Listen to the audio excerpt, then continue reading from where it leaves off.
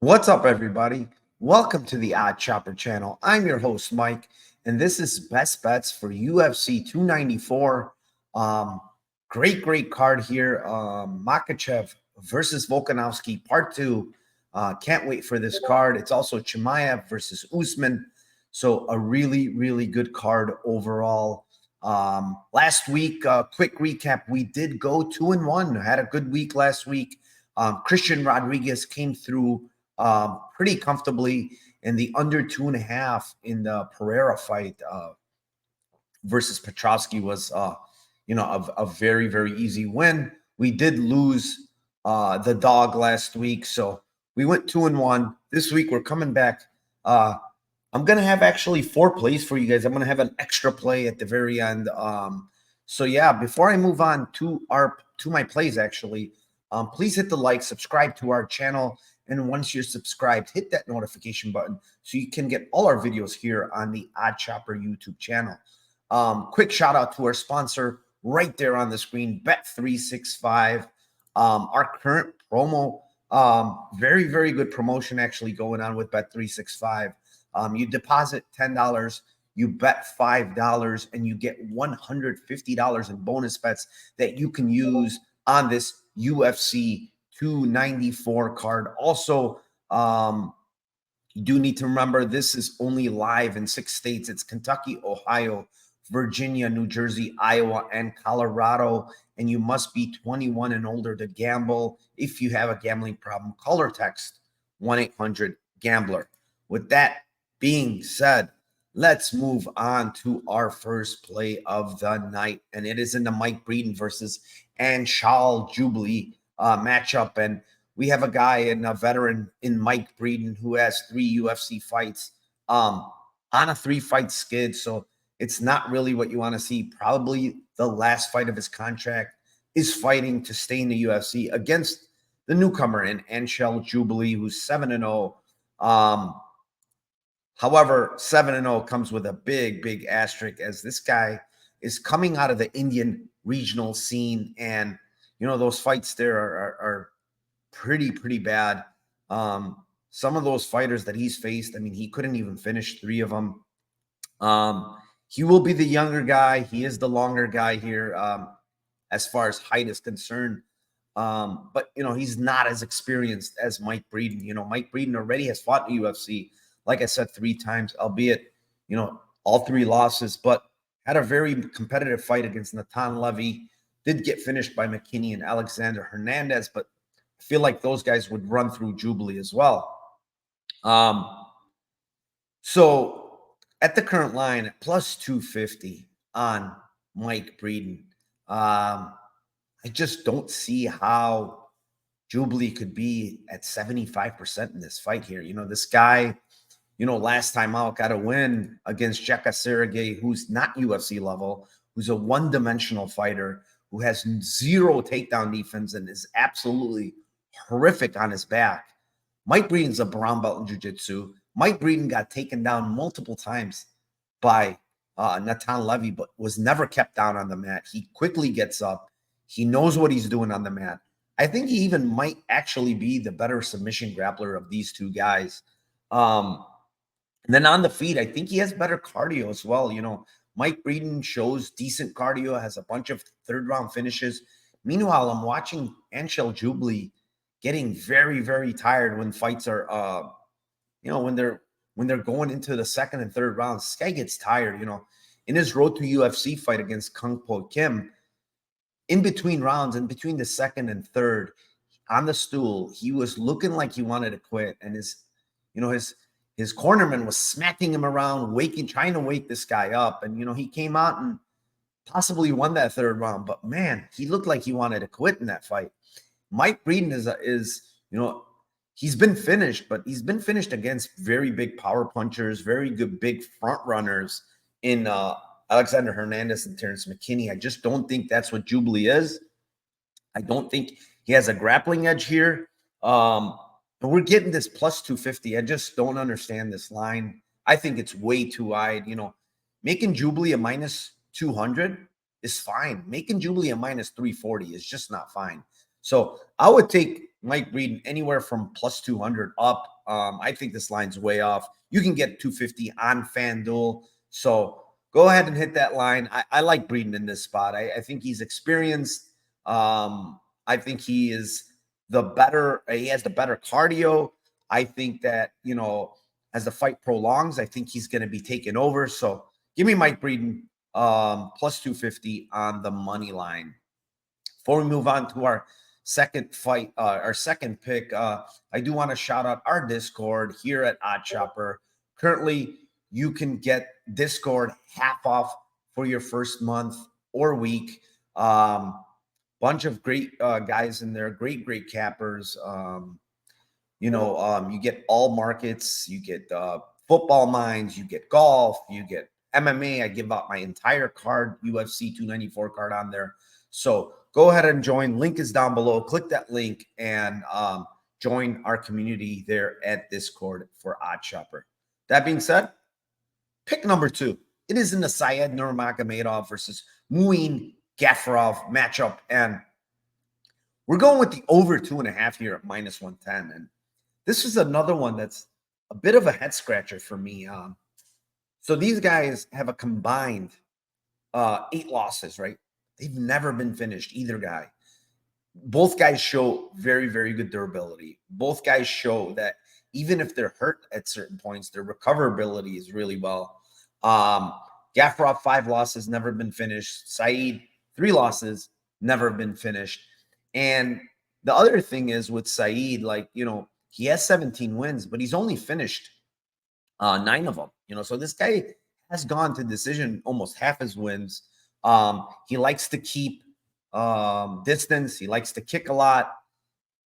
Very, very good front choke series with this guy.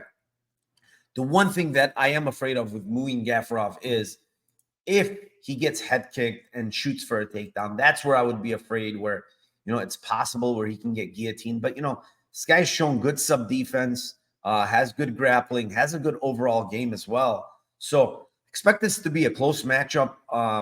Expect this to go to decision. Over 2.5 is about even money here at minus 110 on Bet Rivers. I like this spot quite a bit here. So give me that over 2.5 minus 110 on this matchup. Another shout out before I move on to our last play of the night. It is oddshopper.com premium. With oddshopper.com premium, guys, you get 50% off your first week or month. You use the code NFL50 while the NFL season is going on. Hit the link down below. And the thing is with oddshopper.com, you get these it just finds you great ROI bets. It finds you market inefficiencies in which book it is.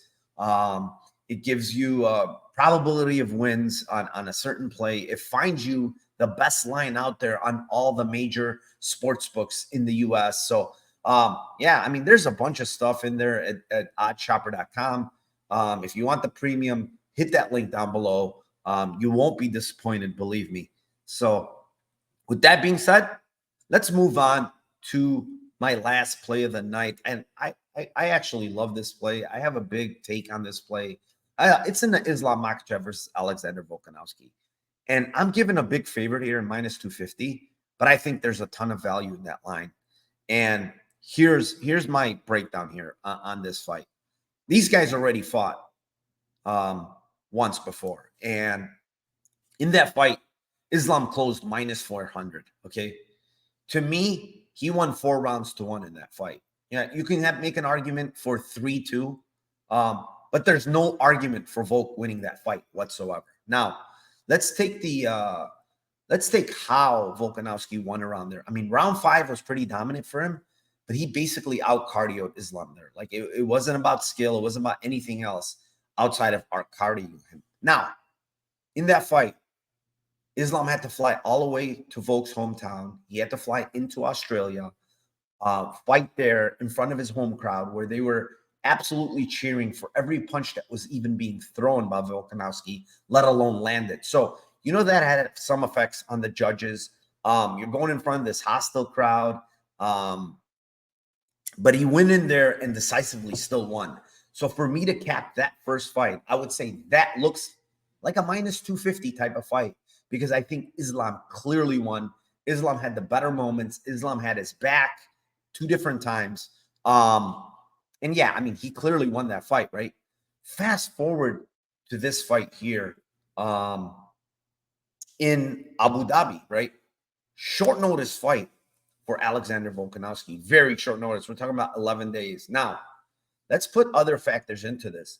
Alexander Volkanovski has 11 days, right? He's coming off major elbow arm surgery, okay? He's coming off having a baby 7 weeks ago, where he possibly wasn't training whatsoever. And when you look at his IG, this guy wasn't training, right? Clearly said the other day that he has to cut 26 pounds for this fight in a short amount of time. The other thing is, this guy needs to pack up and go to Abu Dhabi right away, where it's extremely hard to cut weight. It's extremely humid. It's tough weather out there. It's been known that it's very tough to cut weight there. You got to get assimilated to the weather before you're weight cutting. And this guy just doesn't have time to do that. He just arrived not even a week before the fight.